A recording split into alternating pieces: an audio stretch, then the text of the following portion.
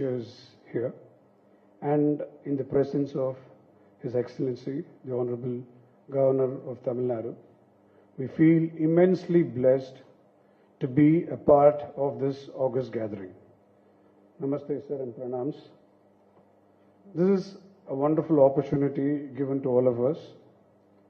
And while I stand here, I recognize that we have in this particular auditorium hall a collective experience of more than 6,000 years. So I just had a gradual head count and I found that there are about 300 teachers seated here. And my own mentor is seated right here, Jayanti ma'am. So we know they have about 6 decades of experience. So imagine teachers, all of us gathered here, the collective teaching experience is in excess of 6,000 years, and for that you all deserve a very big round of applause.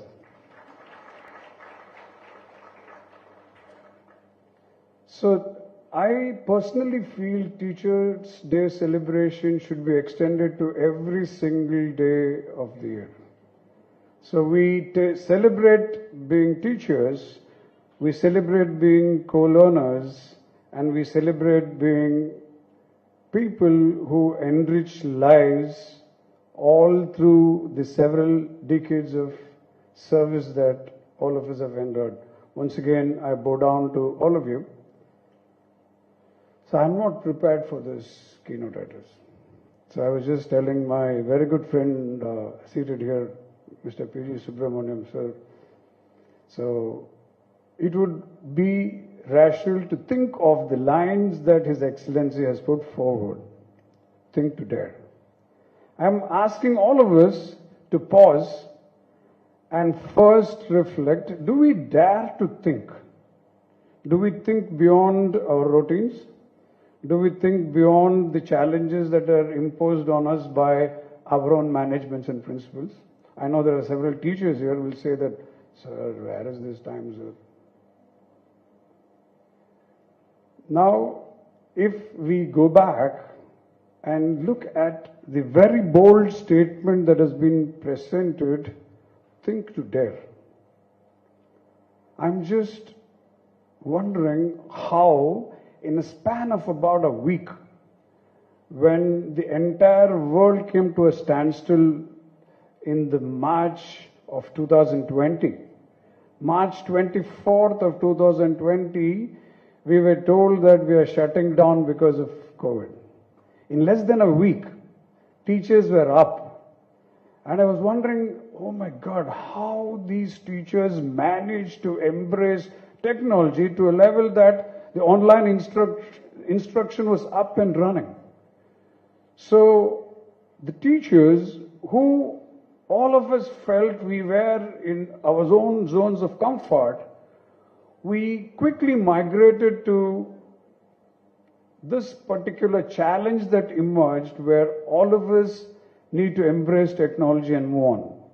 And that was the first challenge that was placed to you, and you came on top of that.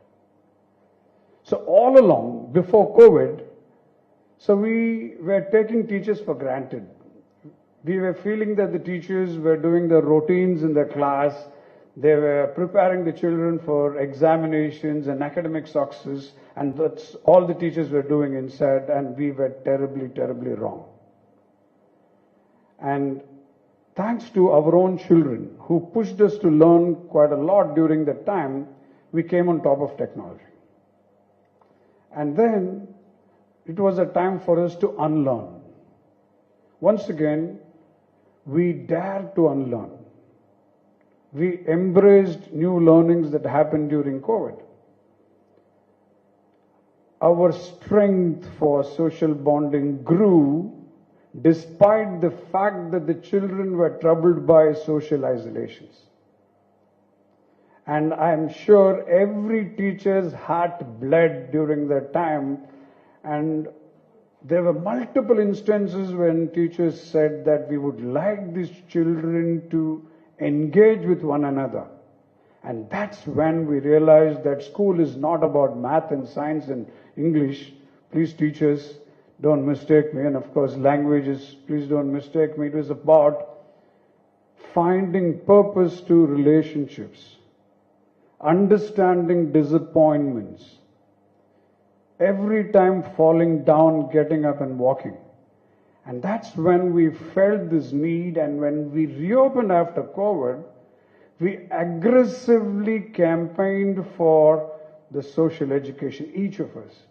We rebuilt relationships. We ensured that the children got back what they would have possibly missed during COVID. And I personally thank COVID for that, because COVID has made us very, very close in an unfolding organic glue. So now we are stuck more than ever. So once again, the teachers demonstrated that they dared to think beyond the banner. The third thing that all of us felt was, how do we embrace change? With whatever is happening, the much abused terminology, the VUCA world, right? So continuously volatile, continuously changing world, uncertain, complex, ambiguous, volatile. So within this world, we are all seeing purpose. I know for certain that during these years, we have hastened the process of our learning so much faster than we ever did before we were impacted by COVID, because we understand this urgency far more now. And I think that the teachers are more equipped than ever to look at the changing world. I would go ahead and say one thing more, which is, I would say to a large extent, outrageous and audacious. I would say we are also daring to play God. We are playing God. We are forecasting what is going to happen in the future. Impacted by, of course, we behaviorally understand through forensics, we understand how human behavior is actually changed. And we are daring to go beyond and say that this is what is going to happen by 2030. This is what is going to happen by 2040. And we are getting ourselves more and more equipped. Children cannot be with better hands than they are now. And I'm absolutely certain that as teachers, as school heads, your role that has changed over the last 3 years has impacted your lives in multiple ways that we never imagined could happen before. And we are daring to dream. We are daring to dream really, really big. Now, with all of this put together, where is our journey taking us? We have octogenarian teachers here, I'm sorry. So teachers, as they started, teachers for life. I'm a teacher by accident. I was never meant to be a teacher. I started off with research, ended up being a teacher. So how many of us here are teachers by accident? Don't put up your hands. So let His Excellency understand how many of us are teachers by accident. See, a lot of us are teachers by accident. Don't teachers by choice. Teachers by choice? Wow, that's nice. That's absolutely brilliant, because so you had a passion and then you pursued this passion, you ended up being such amazing and wonderful teachers. Nothing less than amazing and wonderful teachers. So my own guru, so when I had a conversation with him, not in the distance past, but then recently, he was talking about mathematics teachers would love it. He said that, so you know about this sign which talks about equality, two flat parallel lines, this equal to symbol. That's what you should aspire to be. And I was wondering what he meant. He said that's the only thing that ensures that you are not less than anyone and you are not more than anyone. Well, that was a very profound, so let us say learning, let's say that, so as teachers, we are also learners. And there is almost nothing that we know that the others do not know. Only thing that they need a little bit of cranking. I'm going to close my speech here. So pointing out to the central theme of today's conversation and discussions, thinking to dare. Teachers are thinking to dare and they're daring to go beyond what is being taught. So with our own intent to be change ready, our own intent to ensure that the skills that we picked up in our earlier learning, we are ready to transfer those skills.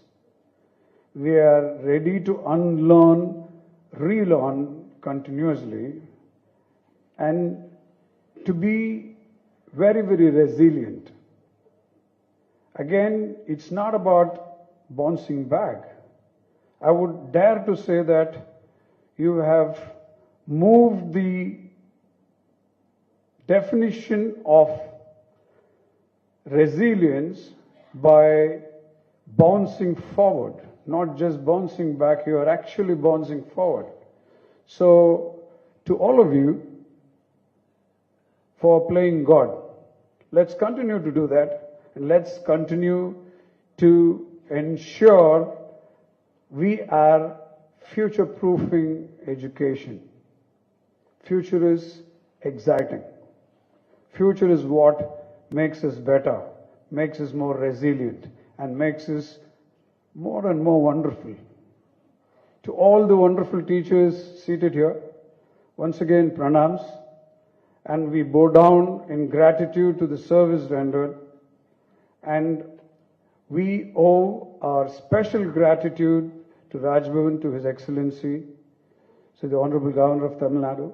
Dear Sir, thank you for recognizing the importance of teachers and asking all of us to get this honor of your presence and interaction which you have arranged with you. May God bless us all. Thank you, sir. We now humbly request the Honorable Governor to felicitate the dignitaries on the dais. Ladies and gentlemen, the Honorable Governor will now felicitate Dr. Bhavani Shankar Subramanian, whose wonderful keynote address which we just now listened to. The Honorable Governor will now felicitate Dr. Bhavani Shankar Subramanian, Director, Lalaji Memorial School, with a shawl and a beautiful memento.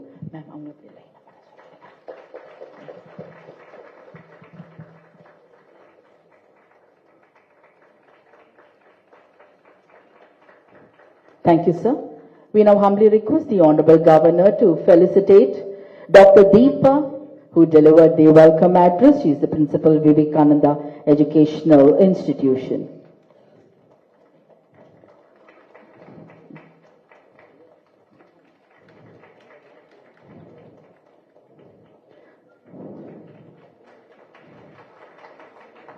Thank you, sir. Ladies and gentlemen, the Honorable Governor will now felicitate the teachers for their meritorious service. Dr. M. Ravichandran is highly esteemed academician with an illustrious career in the Tamil Nadu Government College Service. He hasn't come today. On his behalf, Dr. Selvaraj will now receive the memento. He has to offer prayers to his mother, so he couldn't come today. So Dr. Selvaraj will receive the felicitation on behalf of Dr. M. Ravichandran. Tirumati K. Bhanumati from Revur Padmanabha Chetty's Metric Higher Secondary School. During her tenure, she showed commendable skill in enhancing the standard of the school, a personality who is energetic, enthusiastic, and she has great passion towards her work, is now being felicitated by the Honorable Governor. Dr. S. Muthukumar will now be felicitated. He is a professor and head, Department of Computer Science and Engineering. He has 23 years of teaching experience and he has presented 15 papers in various national conferences, is now being felicitated by the Honorable Governor. Mrs. Bhuvana Shankar, Principal Sandipani Vidyalaya, will now be felicitated by the Honorable Governor for her illustrious 32 plus years of teaching expertise in Indian and international school. And she has educated young minds for over 2 decades, will now be felicitated by the Honorable Governor. Dr. M. Shanti from Higher Griever Vidyashram will now be felicitated by the Honorable Governor. She is the headmistress of Higher Griever Vidyashram and she has innovated a lot of new ideas for the welfare of the student, is now being felicitated by the Honorable Governor. Thiru N. Ramu, PG teacher, chemistry from GHSS Nedumbarai, will now be felicitated by the Honorable Governor for his wonderful service in teaching and for producing wonderful results. Mr. T. Kalyana Sundaram, HM Guntur Subaya Pillai Girls Higher Secondary School, will now be felicitated by the Honorable Governor for his long 27 golden years of service.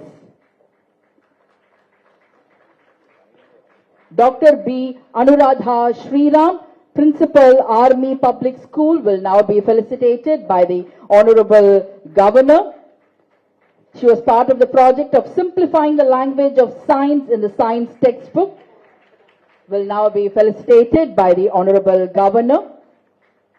Mrs. P. Subhashini Haridas, Principal Amrita Vidyalaya, will now be felicitated. She has 30 years of experience and has served in the capacity of primary teacher, middle school teacher, will now be felicitated by the Honorable Governor. Mrs. C. Ilavarasi, Principal Chinmaya Vidyalaya Senior Secondary School, Virgambakam, with 29 years of service, will now be felicitated by the Honorable Governor. Mrs. V. Gauri Lakshmi, with 32.5 years of service, is qualified as Master Trainer, will now be felicitated by the Honorable Governor. Tirumati Lata Ganesan, she is the principal of Chinmaya Vidyalaya, Ambattur, will now be felicitated. She has 32 years of service and she has served as a research fellow and submitted research work titled Cost Effectiveness in the Public Distribution System, is being felicitated by the Honorable Governor. Tirumati Vijaya Devanathan, Principal Chinmaya Vidyalaya, Kilpok, will now be felicitated by the Honorable Governor. She has dedicated 35 years of service in the field of education, will now be felicitated by the Honorable Governor. Ms. Sujata, Principal DAB Public School, Velachery, will now be felicitated by the Honorable Governor.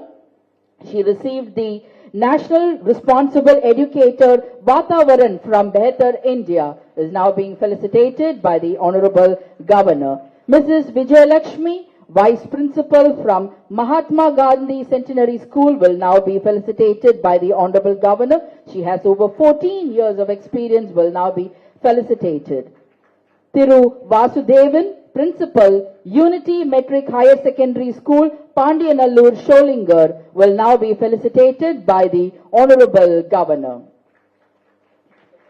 Tirumati R. Muthulakshmi, with 32 years of service, serving as HM with Bhavani Rajaji Vidyashram, will now be felicitated by the Honorable Governor. Ladies and gentlemen, a big round of applause. Today them, tomorrow you, and day after tomorrow the offsprings which you have taught will be felicitated by the Honorable Governor.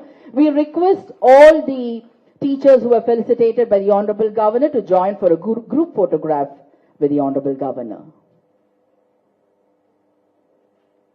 As I said earlier, I'm feeling very excited because generally teachers instruct me. Today I'm instructing the teachers, so I feel very excited.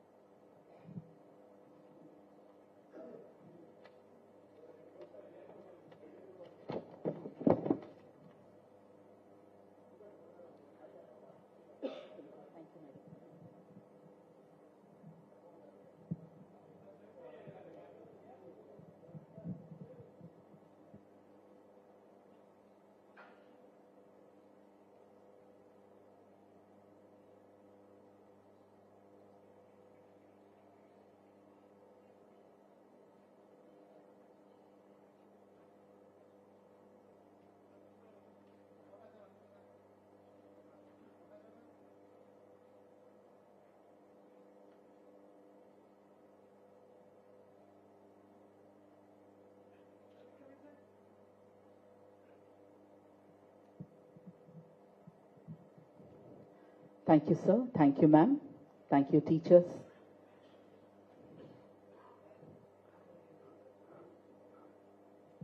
We all expect a Sukhi Bhava from all of you.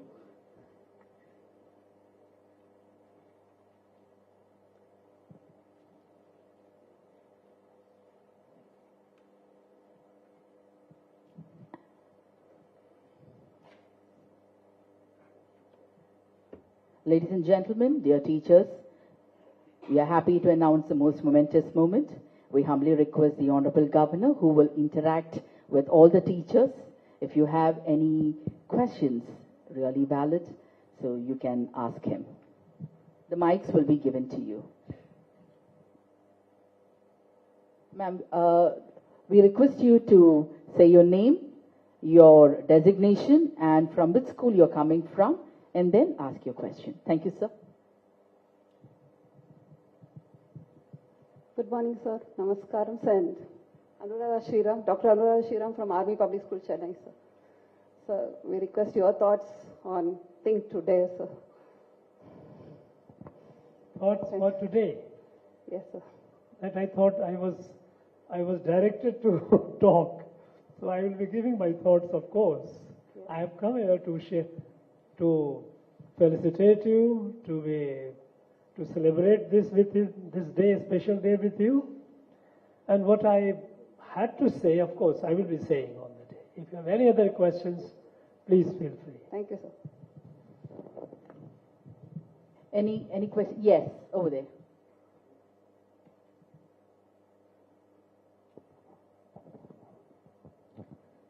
I'm Dr. Ravi Parmeshwaran, Principal PS Senior Secondary School.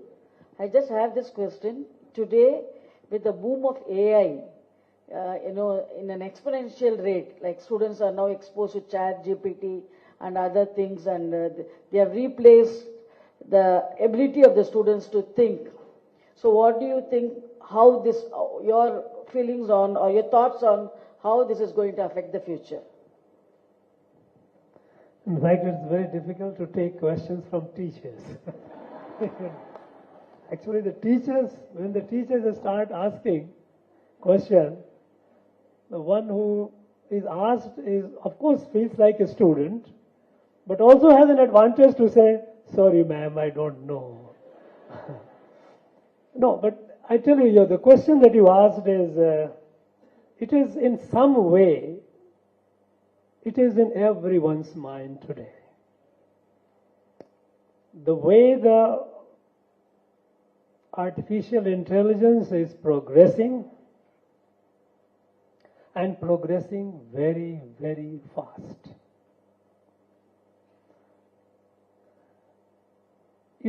Just about artificial intelligence has been there for a long time. It's not new. But what changed about 10 years back, when the scientists, technologists started creating algorithm and plans and programs and such neural networks that started learning itself, because earlier machines were taught and machines did the job what they were taught. But when machine started thinking, started learning on its own, and that too from its own experience, and improving itself, then a new phase emerged. It's not very old, it's hardly about 10 years old. But in that 10 years, if you look at the pace, it has been exponentially changing. It's not long back that we had what they call, you are all familiar with, GAN, Generative Adversarial Network, that they create thesis and antithesis in terms of dialectics. One starts dialoguing with itself, machine, and then it keeps improving. Then they got transformer technology, which is far more advanced. Now the question is, and there are some people who are also asking questions whether they are creating super intelligent machines. I do not know what it means by super intelligent, but I tell you one thing, without going into the detail, too much of it, because too much of it nobody knows, frankly speaking. Even those who are working on it, even they are not aware. You know, today the scientists, those who are working in the field, they are aware of one thing, that they are creating machines which are far more intelligent, far more quicker. I will talk in terms of intelligence, in terms of calculation, computation, than human mind can do. A big mathematical sum you give it, it will do you in no time. But that machine does not know. They are still struggling with basics which humans have. How do we recognize the faces? They have nowhere near that. Now you all are sitting here about 300, each 300, and we know each other. How are we doing that? They have not learned. They do not know. Smaller things like how are we walking with keeping our balance together. So what they say that the cortex of the mind, which is the frontal cortex, which is, as the evolutionary theorists, they say that humans have been evolving and advanced neural networks are coming in our own brain, and what is called this cortex, which is the most advanced. This they are trying to map and recreate. But what is embedded inside, like recognition of face, walking, these things they are not able to find out how do they do that.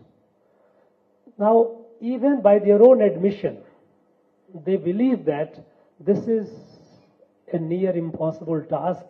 Nothing called, though people in science and technology, they do not accept the word impossible. They say maybe what was impossible 10 years, it is possible today. What was beyond imagination 50 years back, today it is a commonplace.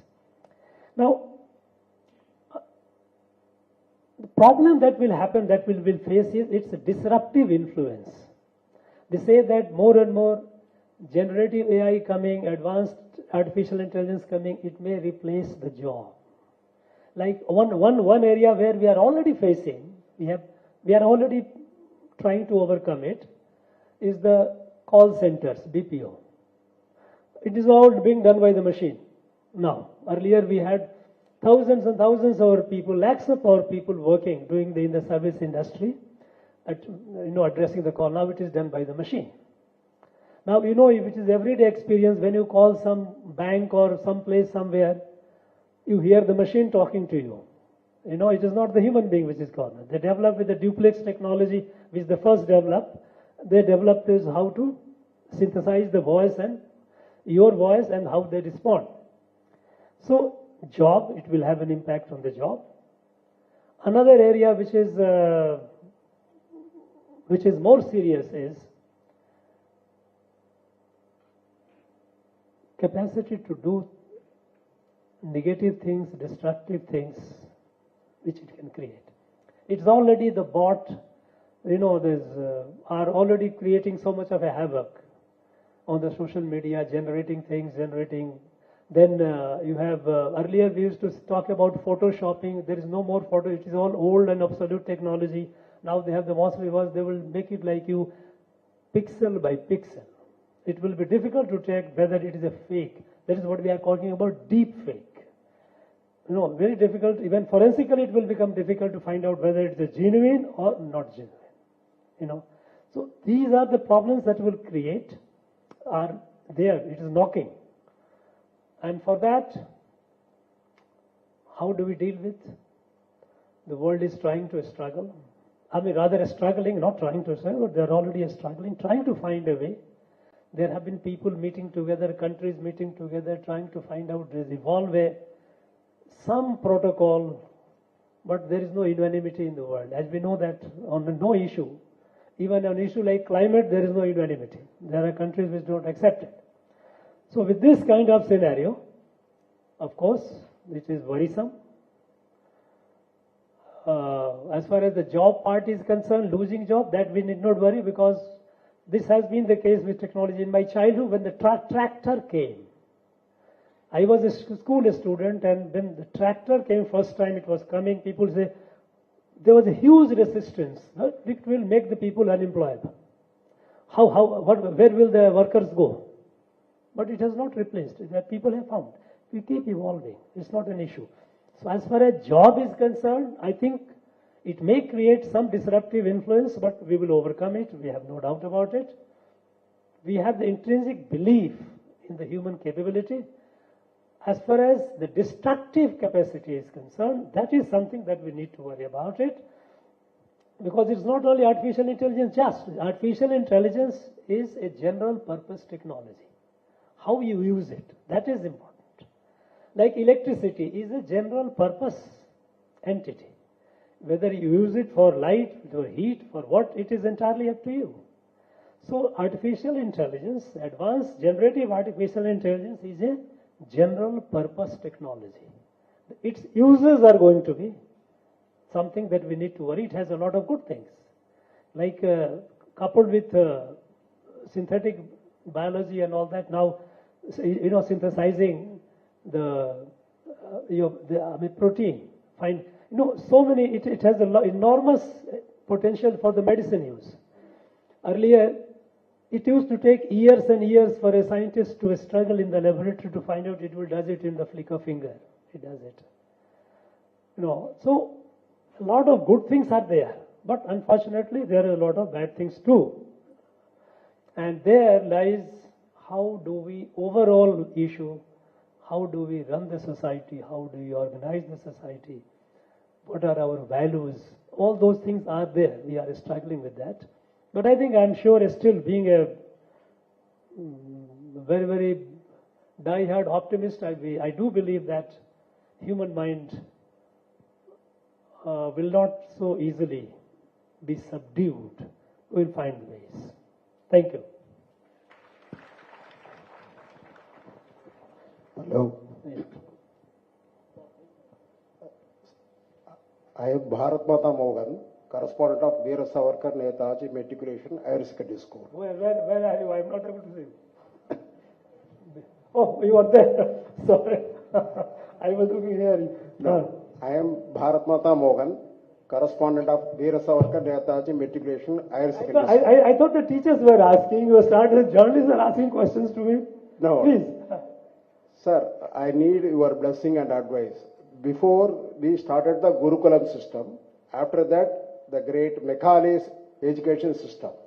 Now the central government has discussed with so many years regarding the new education policy.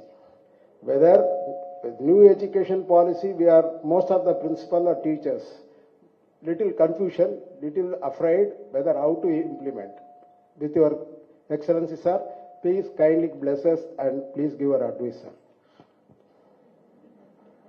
Look, I don't think, because we can have a day-long seminar on that, I can understand.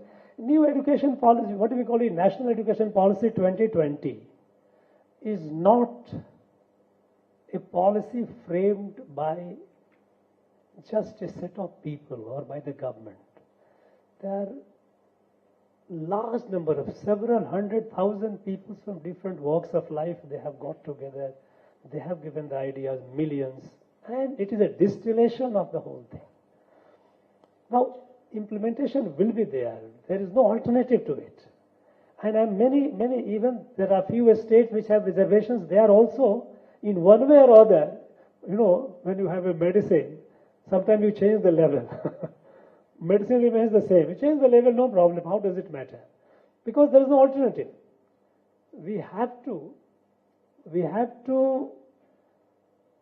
transform our education system in a way that makes our future, that is our young generation, capable of critical thinking, being creative, because for long we have been producing the like educational institutions like factories producing certificate holders, degree holders. We have no alternative. We will do, I don't think there is a need for any debate. It is already there. It is marching ahead. Some places, of course, it's an uneven pace. Some places it is moving a little faster. Some places it's moving a little slower. Some places it's moving intermittently. You take a step, then you pause, then again you move. But everyone has to move. The thing is, those who are moving slowly, they will be left behind. That's the sad part of it. Thank you. You were asking some questions. Morning, sir. I'm Madan, CEO of GK Institutions. I would like to wish you a warm Teachers' Day occasion on this day. The Honorable Excellency of the State, Sri R. and Ravi the Great. So my question is, as you started the National Education Policy 2023, there is a lot of illusions, confusions, dilutions are going on about the PM Shri policy, sir. So I would like to hear out your voice and please clarify through your words for the educationists like us the benefits of PM Shri policy. You know, PM Shri is done nothing but a way forward towards augmented learning, teaching and learning. We all talk about augmented reality, augmented. PM3 is about augmented learning and teaching. Actually, we know that we are a huge country, large country. Any scheme, any policy that you start, it takes time and to move and percolate down. And that too unevenly. Central government thought that while we are doing so much for improving our school education, by imagine what all things have happened, not only the curriculum, teachers reorientation. Look at this, tinkering lab. It's again how to creativity, how to increase or create or ignite the creativity among students. To do creative, do some laboratory. In our days, laboratory used to be very, very reserved. A lot of very chemicals given in a very, very measured quantity and all that. Now you do experiment. A lot of initiatives are being taken. In that process, it has been thought that let there be some schools all over the country with enhanced facilities both in terms of infrastructure and in terms of capabilities for enhanced teaching and learning. And for that, government thought that these schools, like as we do in the Krishi Vigyan Kendra and all demonstration, that we have a center where you do see and the farmers, they all see, and a demonstration effect. This will all also act like a catalyst for the growth, further, other institutions also to follow that by seeing it. So with that intention, government thought certain number of schools all over the country to be funded, especially funded by the government of India. And for that, there are set of things that these are things, if these schools will be given additional funding to do these things. Now, when this scheme is launched, it is launched with an objective that this school has to be, a PM3 school has to be of this standard. These are the things which have to be there.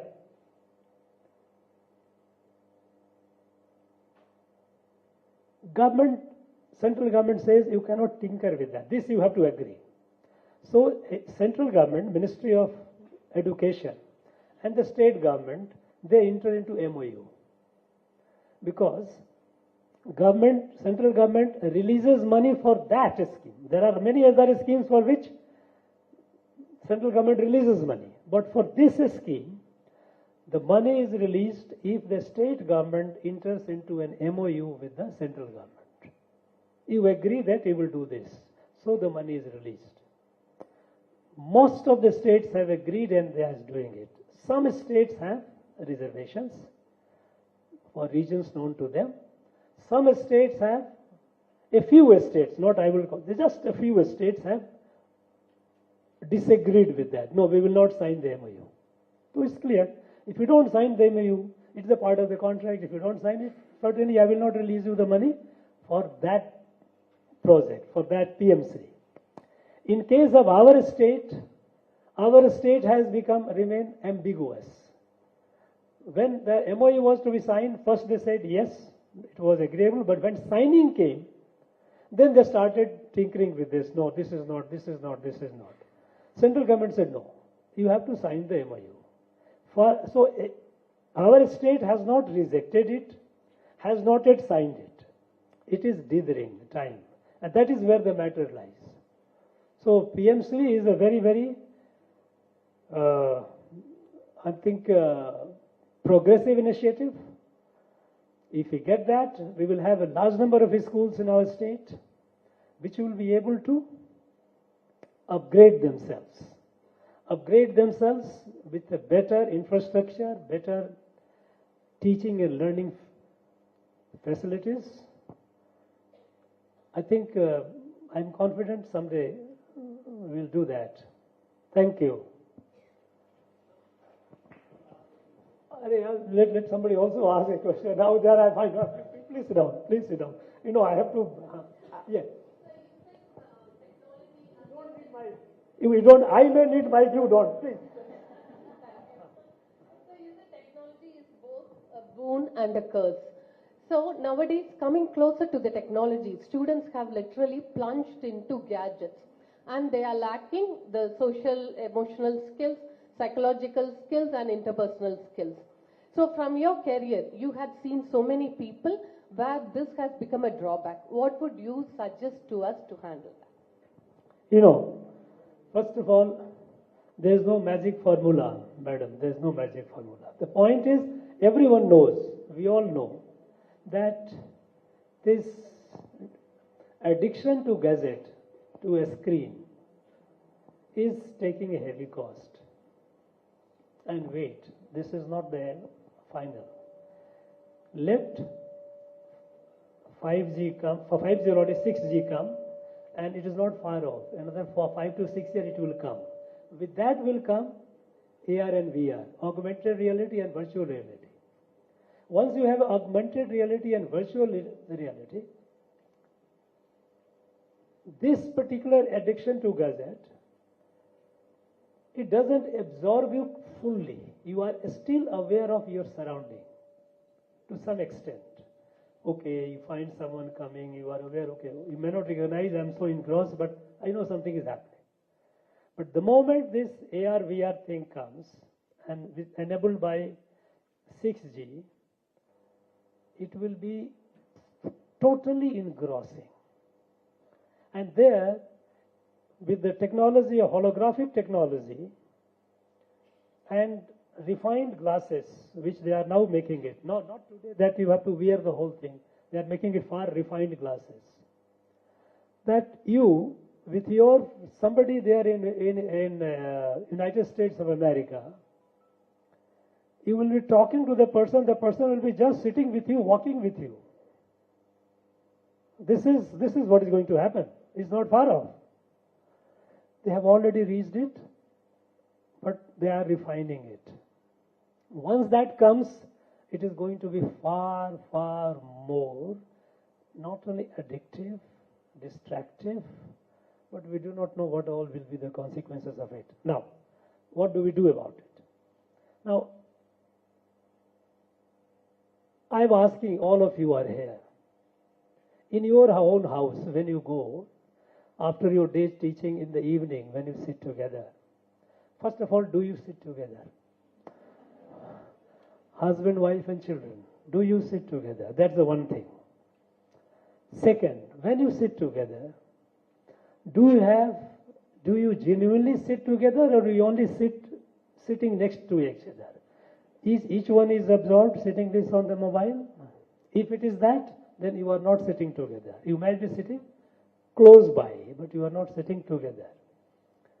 Now, if we can think of, and that is, I think, is the way, at least in a modest way, that it begins from family. What message we are giving to our children? If I as a father or I and my wife, we too as a parent, when we sit, our child is there and we are busy on mobile. I think this discipline has to come. That look, you have a time, do, but there is a family time. This time to this time, no gadget. And I tell you, for hours together, I keep my mobile on, completely away. I don't keep it with me. And I know that heaven is not going to fall if I don't have my mobile. Now, I think our old saying says that the way the elders go, the children learn. It's from the very early childhood. If you have not given that, what we call sanskar, that kind of, the training to the children, right from the beginning, when it develops as a habit, later times your argument will not work. You will have a resistance, they will rebel, they will question you, and during the time of adolescence, they will react in a very erratic manner. You will not be able to handle them. So, also we have a problem. We have problem like, okay, now both parents working. Naturally, they have to work. You can't say. It's a big, whether husbands are sharing the responsibility of the wives or only wives have to do all the work. In our country, there is a big problem. There is a study, very credible study that says that even the women executives, senior positions, those who are, they at least work for nearly 7 hours to do the household chores, doing the household work. Why can't husband also be part? I mean, it has to be a joint affair. It cannot be. Because you cannot say that one party has, husband should work, wife should not work, wife should work, husband should not. They have to. But it has to be together, So the values, I think we have to, rather than blaming the children, we must ask a question, am I also addicted to a screen or am I only blaming my children? If I am not addicted to a screen, then I will ensure that my child also in my house, no, please don't do it. And it all begins from home. Ma'am, I tell you, I think, and there are people who are doing it. There are families who ensure that. What Prime Minister once used the term digital fasting. We all sometimes we do on certain date, we don't eat. Okay, we will not eat. Can we also think of digital fasting? Okay, every day for 6 hours, no mobile, no screen. I think that will take the change, There is no formula from above. We have to bring the change. Thank you. One last question. Thank you. I must thank the anchor for saying, because I thought that I'm not running away. The point is, I was told that this event will be for such a time, and then I had fixed some other engagement. Please ask. Happy afternoon, Your Excellency. Happy afternoon, Your Excellency. I'm here. Oh, you are there. Okay, Happy afternoon to everyone. I have just one question. What strategies can be implemented in schools to develop their role in community service and for that impact to be felt locally? That's my question. What is the role? What strategies can be implemented by schools to develop our community service and to develop our community? Thank you. When